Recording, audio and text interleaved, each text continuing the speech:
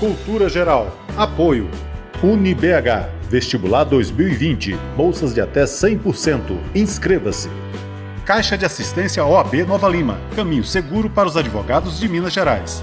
Instituto dos Advogados de Minas Gerais. Mais de 100 anos produzindo conhecimento, igualdade, fraternidade e liberdade.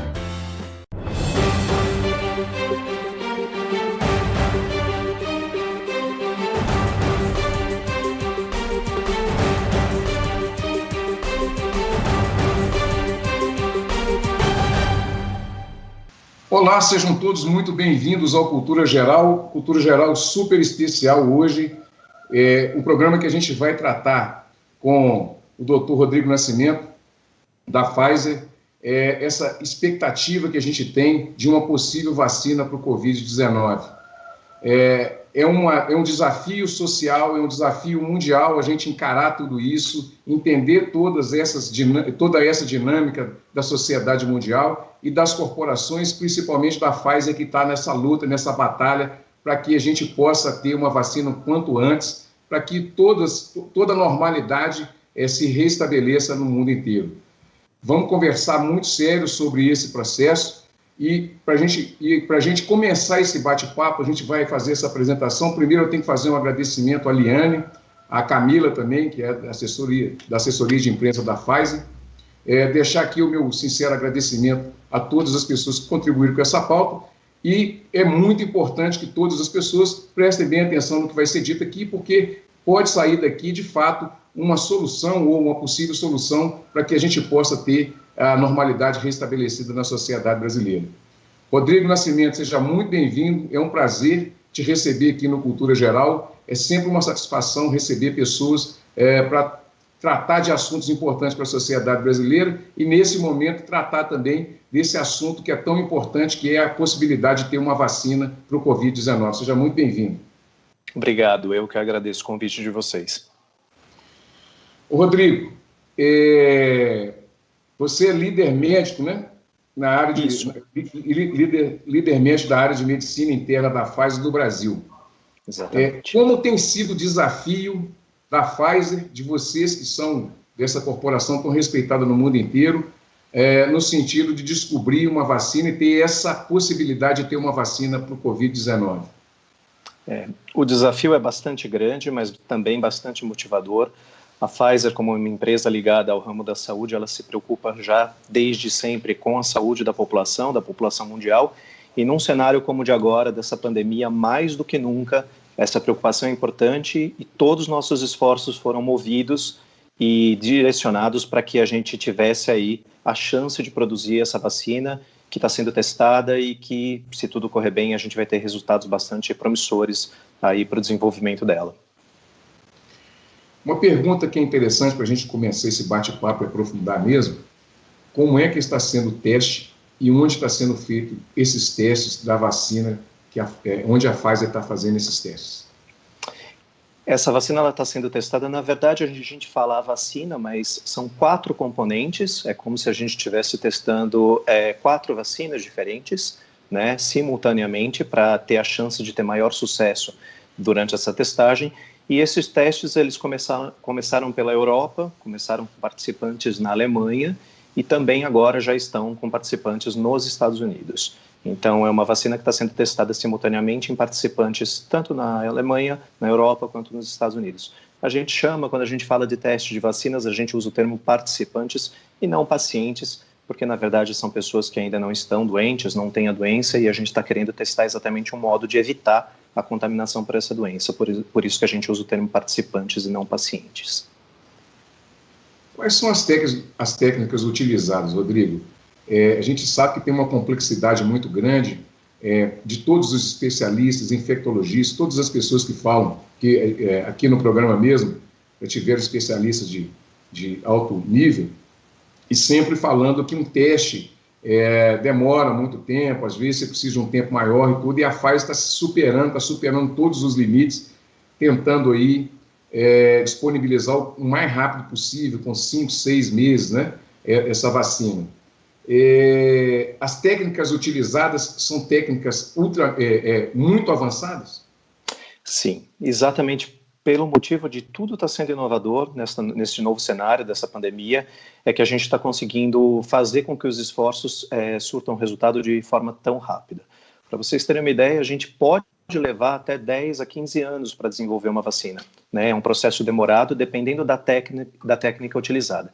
Existem diversas técnicas para a gente desenvolver uma vacina, em particular, no caso dessa, a técnica que está sendo utilizada é a técnica que a gente chama do RNA mensageiro, né? É utilizar uma pequena porção da proteína, do código genético do próprio vírus, para desenvolver essa técnica. Isso é sem precedente no desenvolvimento de vacinas, isso ainda não tinha sido tentado e não tinha sido conseguido. Isso só foi possível através de uma parceria bastante importante com o laboratório BioNTech alemão, junto com a Pfizer, e também por conta dos pesquisadores chineses, já logo no início da epidemia, já terem conseguido mapear o código genético desse coronavírus e ter disponibilizado isso para toda a comunidade científica ao redor do mundo.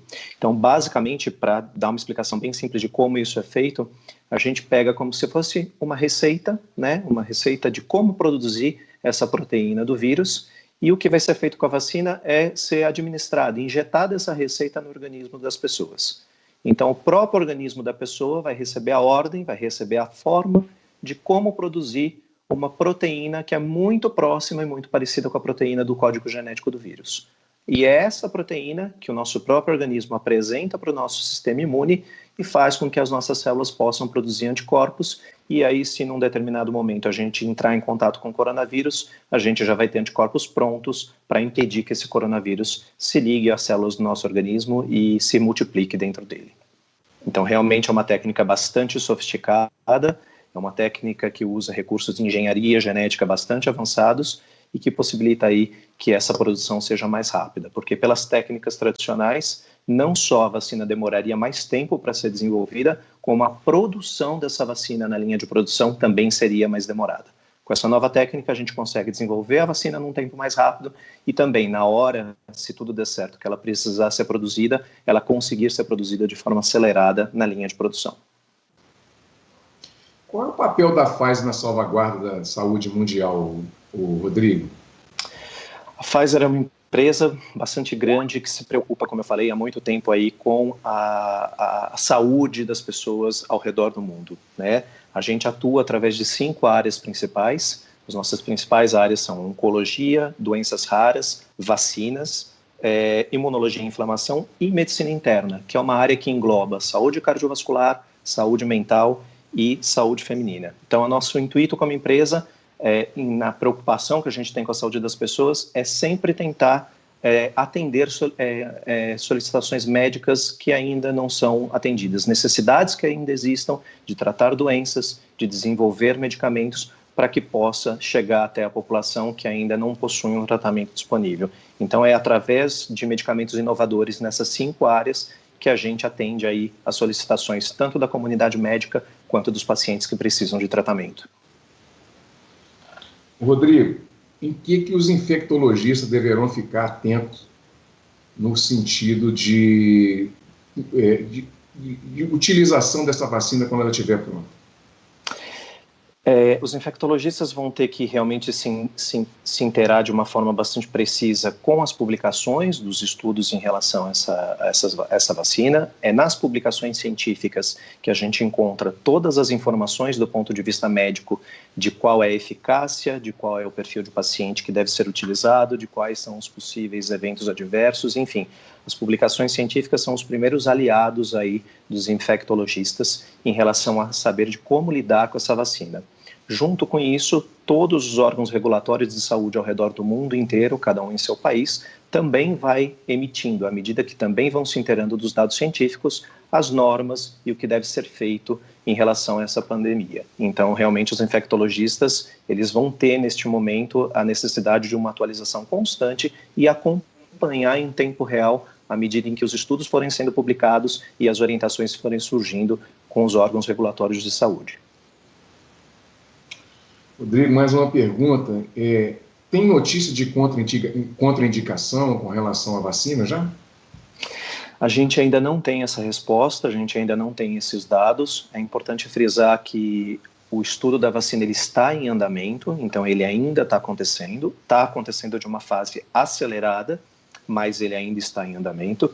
Essa fase acelerada só está sendo possível porque a gente está testando absolutamente tudo em paralelo. Como eu falei para você, são 4 componentes eleitos para ser a vacina, em 3 doses diferentes, cada um deles, testados em 2 populações de faixa de idade diferentes, adultos mais jovens e adultos mais idosos. Então, por estar fazendo todos esses testes de forma simultânea e paralela, é que a gente está conseguindo ter uma agilidade tão grande. Porém, para ter algumas informações, a gente precisa que essas etapas sejam concluídas. A gente vai ter já os primeiros resultados, possivelmente até o final de junho, de uma parte desses testes, e aí as fases seguintes se iniciando, a gente espera que até meados de setembro, final de setembro, a gente já tenha resultados mais conclusivos. Isso é realmente muito acelerado, se a gente for pensar no tempo em que foi desenvolvido e quando os testes começaram, mas a gente ainda precisa a conclusão destes testes para ter essas respostas. E saber as contraindicações e os eventos adversos faz parte desse estudo. Rodrigo, como têm sido os testes na Alemanha? Os testes na Alemanha, eles começaram com um pequeno número de participantes. Em pesquisa clínica é sempre assim. A gente sempre que está testando uma modalidade nova de tratamento ou de vacina, a gente começa com pouquíssimos participantes que são voluntários. Eles se inscrevem nas plataformas de pesquisa e se voluntariam para que os testes sejam feitos. Lógico, muito bem informados de todos os riscos, de tudo que é possível acontecer durante o estudo, mas a gente depende aí de participantes voluntários. Quando isso começa num pequeno número de pessoas. E aí, à medida em que a gente vai vendo principalmente a segurança da nova medicação que está sendo testada ou da nova vacina, é que a gente vai ampliando esse teste para um maior número de pessoas, até a gente chegar aí em estudos de fase 3, onde a gente tem milhares de pessoas participando.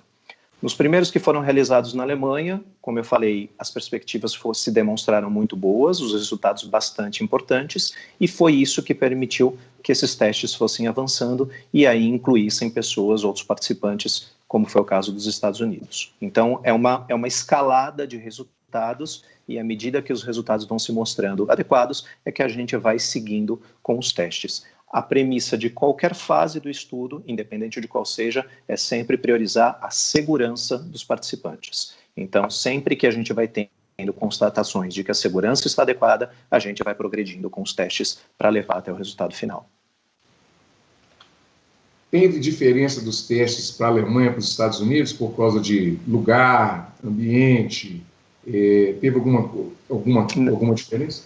Não, basicamente as características dos testes e do modelo de estudo foram iguais, tanto na Alemanha quanto nos Estados Unidos. Os mesmos princípios respeitados e as mesmas modalidades técnicas desenvolvidas. Não teve grandes diferenças de um lugar para outro, não. Nesta questão em específico, a localização geográfica não tem muita relevância. Rodrigo, uma pergunta muito importante que eu acho que a gente precisa fazer para a população, que a população tende questionando, quando é que a gente pode ter essa vacina para teste no Brasil? Esses esforços, eles são conversados e o diálogo é feito no mundo inteiro com todos os órgãos regulatórios. Inicialmente, a gente está com os testes realmente acontecendo na Alemanha e nos Estados Unidos, e a depender dos resultados desses testes, a gente provavelmente nem precisará testar em outros lugares do mundo, se os resultados forem satisfatórios e forem conclusivos com os testes que já estão sendo feitos. Além da questão dos testes, a gente tem também a questão da disponibilização da vacina, caso tudo corra bem, caso tudo dê certo. A gente sabe que os resultados sendo fechados por volta do final de setembro, começo de outubro, entre outubro e novembro, a Pfizer já vai ter a possibilidade de produzir aí milhões de doses. É óbvio que não são doses que vão conseguir atingir toda a população mundial nesse curto período de tempo, porém já para uma grande parcela a vacina já vai estar disponível.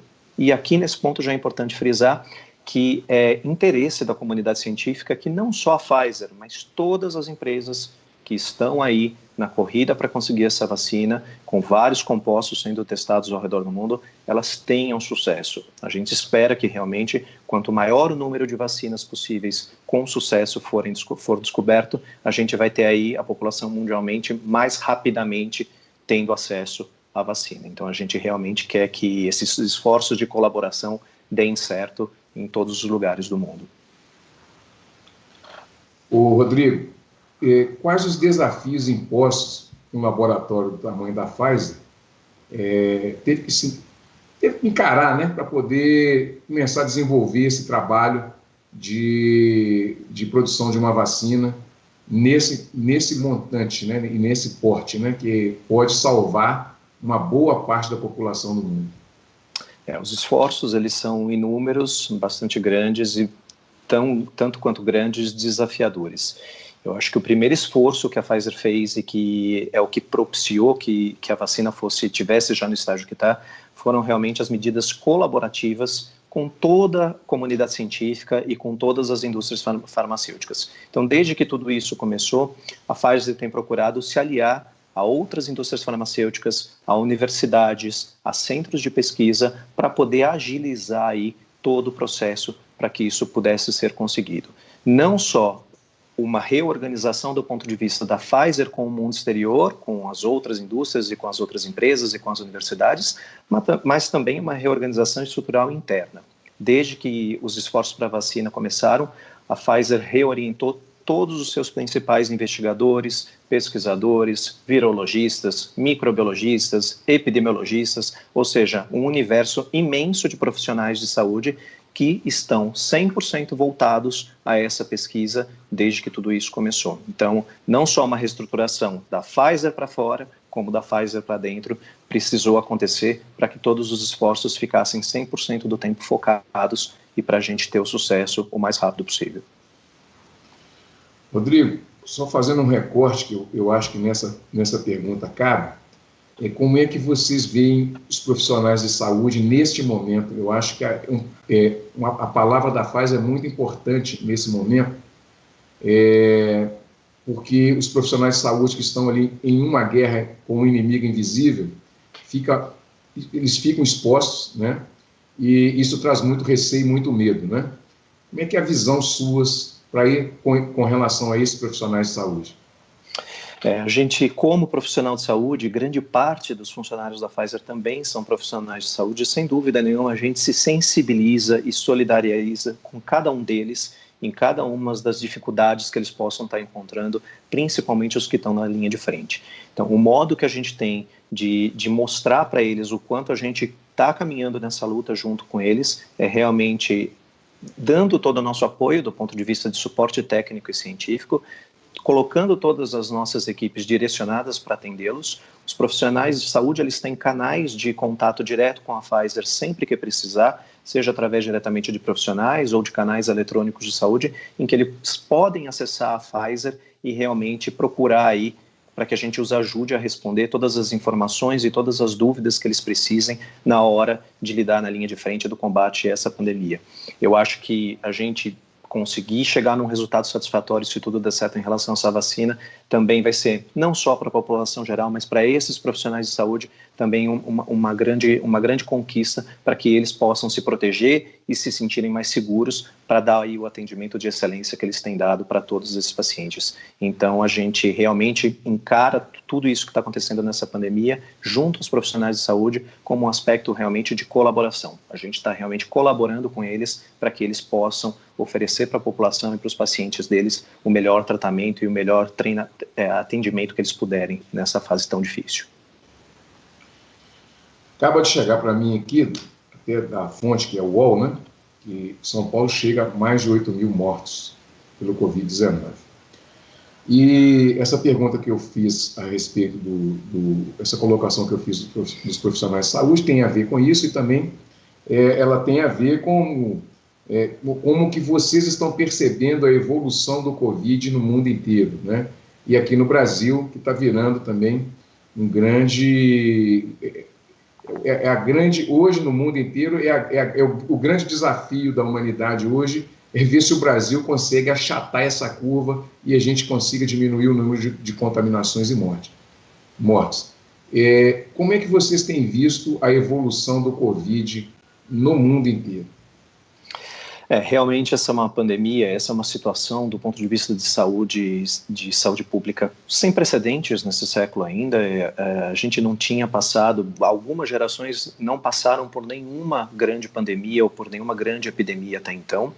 E realmente a gente tem visto isso com bastante cuidado, com bastante pesar, porque realmente todos os esforços têm que ser centrados para que a gente consiga vencer essa pandemia, não só no Brasil, mas em todos os locais do mundo, da forma mais rápida e da melhor maneira possível.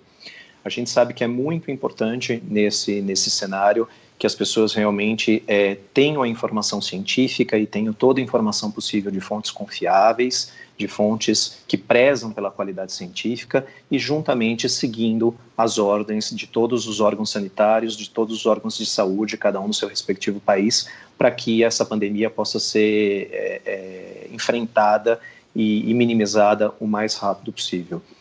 Sem dúvida nenhuma, é um momento no mundo inteiro extremamente desafiador, mas, por outro lado, também a gente, olhando para o que a gente já teve no passado em relação às epidemias, tendo aprendido com as lições que essas epidemias nos mostraram, também construir o conhecimento científico para que as gerações futuras possam ter aí todos os aprendizados com mais essa epidemia.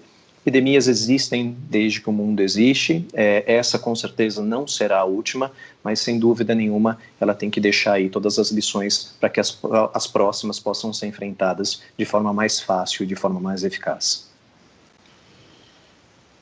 A gente, quando faz as pautas no programa, e o Cultura tem essa característica, tem de trazer o lado humano, né, da pessoa e não falar só pela corporação, por aquela coisa que é a profissão. Como é que o médico, o doutor Rodrigo, cardiologista, se sente nesse momento, né, não só se solidarizando com todo o campo da medicina, com todos os profissionais de saúde, com aquelas pessoas que estão ligadas e envolvidas também nos serviços essenciais, mas essencialmente como ser humano, médico e ser humano, como é que você se vê no meio dessa pandemia toda, no meio dessa confusão que a gente está vivendo, dessa crise mundial? É uma situação bastante complexa. Eu não vou negar que o início, quando tudo isso começou, a sensação provavelmente foi a sensação que todo mundo teve, independente de ser profissional da saúde ou não, que foi de medo, de certo receio, porque realmente é uma situação nova, uma doença nova, um vírus novo que até então a gente não tinha conhecimento, e fazendo com que nós tivéssemos um novo formato de vida que até então nós não estávamos acostumados. Então, no primeiro momento, realmente, essa foi a sensação, esse foi o sentimento, mas que logo foi substituído por recorrer a todo o conhecimento científico que a gente passa durante tantos anos em treinamento, em aprendizado desde a faculdade de medicina, e numa fase um pouco mais à frente, já se sentindo motivado a pensar em como eu poderia contribuir para que tudo isso fosse solucionado o mais rápido possível.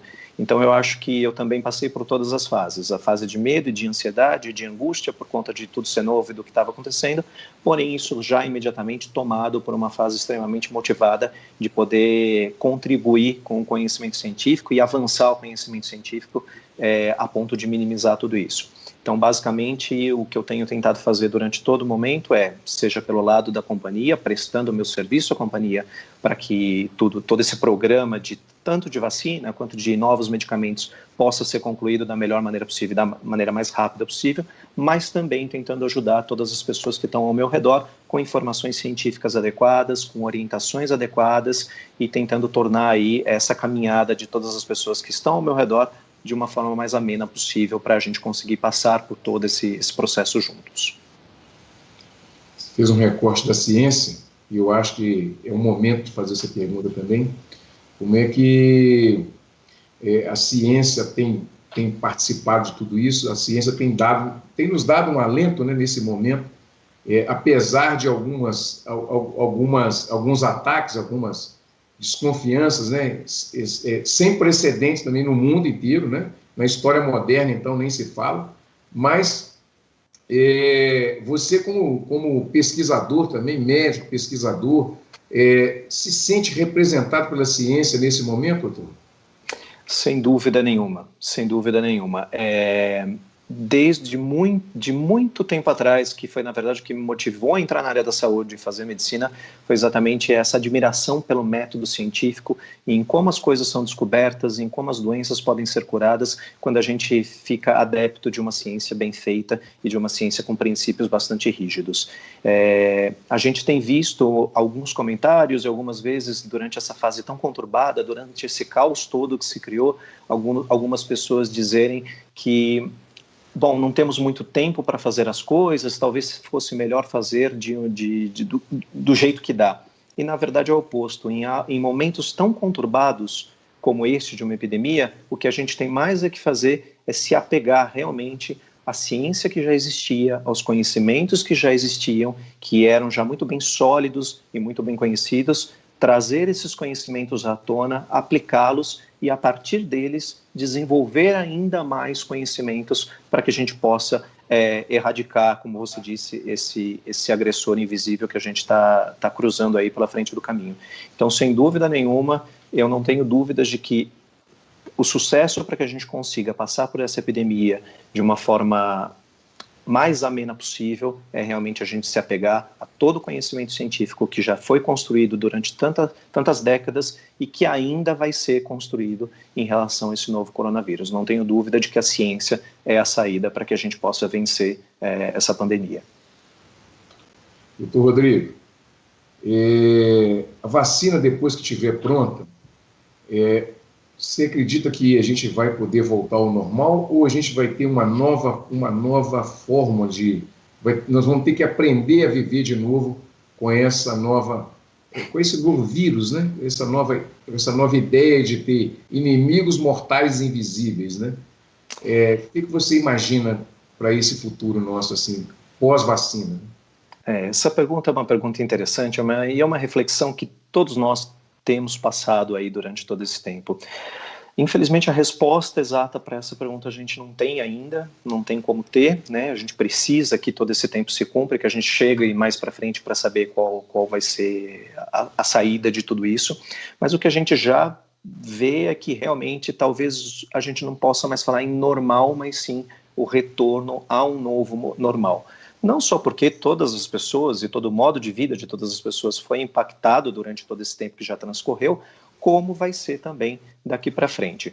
Sem dúvidas nenhuma, o surgimento de uma vacina ou de várias vacinas vai fazer com que esse novo normal seja mais próximo do antigo normal, já que a partir do momento que as pessoas têm a chance de serem imunizadas, elas já não precisam temer tanto assim o contato com esse ou com outros vírus em que a gente tenha vacinas disponíveis. Mas nessa fase inicial, eu acredito que a gente vai realmente ter que encarar o novo normal, determinados contatos, os relacionamentos sociais provavelmente vão passar por mudanças, não vão ser mais como eram antes de tudo isso acontecer. Então eu acho que realmente a gente vai ter aí fases de um novo normal, e à medida em que os tratamentos forem sendo descobertos, a vacina for descoberta e as opções de terapia surgirem para esse coronavírus, esse novo normal vai poder se reaproximar de novo do que era o normal de antigamente. Mas, como eu disse, ainda é uma incerteza muito grande, a gente ainda precisa de mais tempo para ver qual vai ser o rumo adequado de que as coisas vão tomar, principalmente em relação aos relacionamentos sociais. Uma pergunta mais de cunho pessoal também, que eu acho que a gente precisa trazer esse lado humano mesmo, que é como é que você tem trabalhado em casa, em home office, nessa luta diária, nessa ansiedade, né, que claro que toma conta de todos nós, principalmente vocês que estão envolvidos na Pfizer, na busca da vacina, na busca desse alento para a sociedade. Como é que é trabalhar em casa? Trabalha-se mais, mas também você está em casa e trabalhando de uma forma mais efetiva para que isso aconteça. Gera um pouco mais de ansiedade, doutor? Eu acho que foi um aprendizado, na verdade.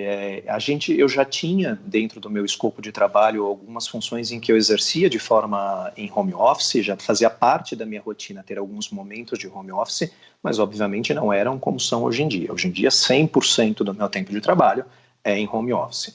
Então é óbvio que eu tive que me adaptar também, que eu tive que me reorganizar do ponto de vista pessoal para que isso acontecesse, e é engraçado que você vai aprendendo a dar o tom de como esse trabalho tem que ser feito. Então, inicialmente, era quase que automático eu estar quase 100% do tempo conectado em frente ao computador, porque era até a via de escape que eu tinha no meu dia, já que eu tinha que ficar restrito dentro de casa. Então, a tela do computador era o meu momento de interação, e esse momento de interação durava o dia inteiro. À medida que o tempo vai passando, você vai reorganizando a sua estrutura e você vai realmente vendo que precisam ter limites para tudo. O tempo que você fica no computador, o tempo que você faz a sua atividade física dentro de casa. Então, você começa a encontrar formas de lazer também com a restrição de ficar dentro de casa.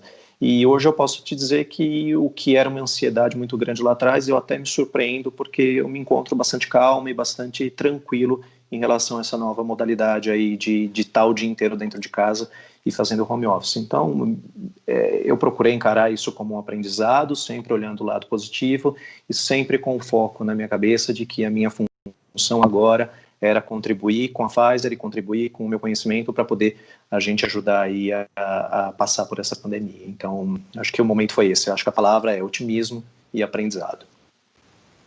Doutor Rodrigo, encurtar o tempo passou a ser uma necessidade urgente para as pesquisas que vão dar essa vacina para a gente aí, que vai possibilitar que a gente tenha essa vacina?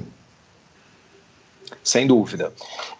Como eu falei, essa produção, o início da pesquisa dessa vacina foi algo que não tem precedentes na história do desenvolvimento de vacinas. Então, o modo que se conseguiu encurtar esse tempo foi, como eu disse, não só a questão de os pesquisadores chineses terem dado uma contribuição bastante importante quando já mapearam o código genético desse vírus de forma extremamente rápida, e não só fazendo isso, também o disponibilizaram para a comunidade científica mundial. As pessoas que vieram depois, os pesquisadores que vieram na sequência não tiveram que partir do zero, o que levaria bastante tempo, e realmente focar os esforços e fazer com que todos os pesquisadores estivessem dedicados diretamente a isso 100% do tempo, fez com que esse tempo fosse encurtado. Então, também para o desenvolvimento dessa vacina, a gente conseguiu aprender que a gente tem como otimizar e encurtar o tempo se a gente lançar a mão dos esforços e das colaborações necessárias para o desenvolvimento de uma vacina como essa. Então, sem dúvida nenhuma, todos nós estamos lutando contra o tempo para que realmente isso seja disponibilizado o mais rápido possível, porém, mantendo todos os rigores de uma pesquisa científica bem feita, de que realmente tenhamos um composto eficaz e seguro na linha final dessas pesquisas. Então, é encurtar o tempo, porém, encurtar o tempo não minimizando a qualidade do desenvolvimento dessa vacina em momento algum. A gente vai fazer, sem dúvida, no menor tempo possível. De acordo com a Organização Mundial de Saúde, existem mais de 100 vacinas sendo desenvolvidas. A Pfizer saiu na frente, doutor? Pode-se dizer que sim, que saiu na frente, porém não sozinha. Ela saiu na frente junto com outras empresas que também estão pesquisando, como você disse, outras vacinas. Existem mais de 100 vacinas em pesquisa, em desenvolvimento, nem todo esse número está realmente em vias mais avançadas de ter resultados dos estudos parece clínicos. Que são só 8, né? Exatamente, 8 a 9 delas que estão realmente na linha de frente para ter conclusões de estudo um pouco mais precoces. É importante frisar que essa colaboração é primordial e é essencial, e mais uma vez, a gente quer e realmente deseja que todas elas, se possível, tenham seus esforços concretizados e que tenham resultados satisfatórios. Porque é só dessa forma que a gente vai conseguir atender o maior número possível de pessoas num curto espaço de tempo. Então, sem dúvida nenhuma, a gente não espera e não deseja que só a vacina da Pfizer seja eficaz e que esteja disponibilizada. Tomara que a gente consiga já entrar ao início do ano que vem com várias delas podendo ser produzidas e sendo disponibilizadas para a gente poder cobrir a população mundial o mais rápido possível. Porque realmente produzir em escala mundial é muito complicado para qualquer empresa. Eu não acredito que nenhuma empresa isoladamente, sozinha, consiga atingir essa demanda. A gente precisa de outras colaborando para que a gente possa atender o maior número de pessoas, sem dúvida nenhuma. Rodrigo, nós estamos diante do maior desafio sanitário, médico-sanitário do século. Estamos. Neste século, sem precedentes de nada parecido até então. Já existiram outras pandemias em séculos passados que foram bastante complicadas, mas neste século ainda não tínhamos passado por nenhuma delas, em nada parecido, e sem dúvida nenhuma essa veio aí para trazer todos os aprendizados de um grande desafio sanitário como esse, sem precedentes, e acredito que neste século terá sido o principal. Doutor Rodrigo, podemos ter esperança? Sem dúvida, podemos e temos que ter esperança. Eu acho que tudo mostra para a gente, todo o desenrolar de como as pesquisas estão andando, que a gente tem que ter esperanças e que a gente vai ter e tem grandes chances de ter resultados bastante satisfatórios. Sem dúvida nenhuma, a gente não minimiza tudo o que está acontecendo, realmente é tudo muito triste, é tudo muito complicado, mas existem saídas e elas estão tentando ser achadas o mais rápido possível. Então, eu acho que o otimismo tem que prevalecer sempre. A gente trabalha baseado nesse otimismo e nessa esperança dentro da Pfizer e a gente quer que todo mundo compartilhe desse sentimento junto com a gente. Rodrigo, qual o recado que você pode deixar para a população brasileira nesse momento? Eu acho que a população tem que estar bastante informada de tudo o que está acontecendo e de quais são as coisas corretas a serem seguidas. As informações têm que ser procuradas sempre em fontes confiáveis. A gente vive também um outro momento, como sem precedentes, da era da informação, da era digital, que isso tem todos os lados positivos, mas também pode ter alguns aspectos negativos em que às vezes as informações acabam ficando desencontradas ou não são muito bem compreendidas. Então, na verdade, o conselho que a gente dá é que respeitem as orientações das atividades das instituições sanitárias do país. Sem dúvida nenhuma, é o principal local para direcionar como a população tem que se comportar e tem que agir. Se informe junto a essas instituições. E realmente mantenham o otimismo, mantenham a esperança e pratiquem o amor e o cuidado ao próximo, que isso sem dúvida ajuda a amenizar todo esse percurso e faz toda a diferença.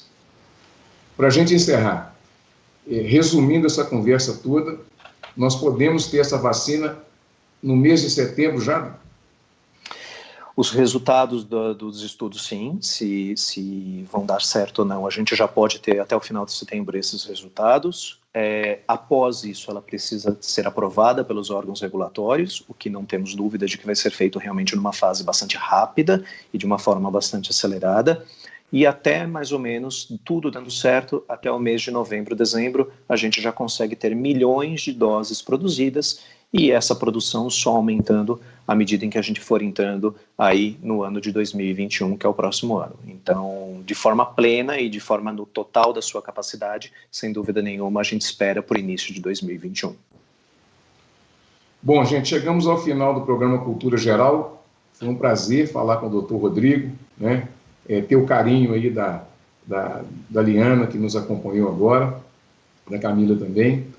Agradecer a todos vocês que estão nos acompanhando. Amanhã nós voltaremos amanhã com mais um Cultura Geral. Muito obrigado pela participação. Um grande abraço e até amanhã, se Deus quiser.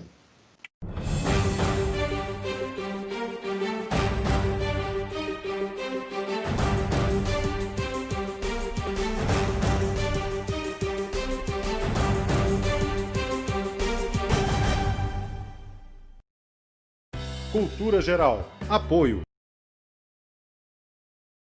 UniBH. Vestibular 2020. Bolsas de até 100%. Inscreva-se. Caixa de Assistência OAB Nova Lima. Caminho seguro para os advogados de Minas Gerais. Instituto dos Advogados de Minas Gerais. Mais de 100 anos produzindo conhecimento, igualdade, fraternidade e liberdade.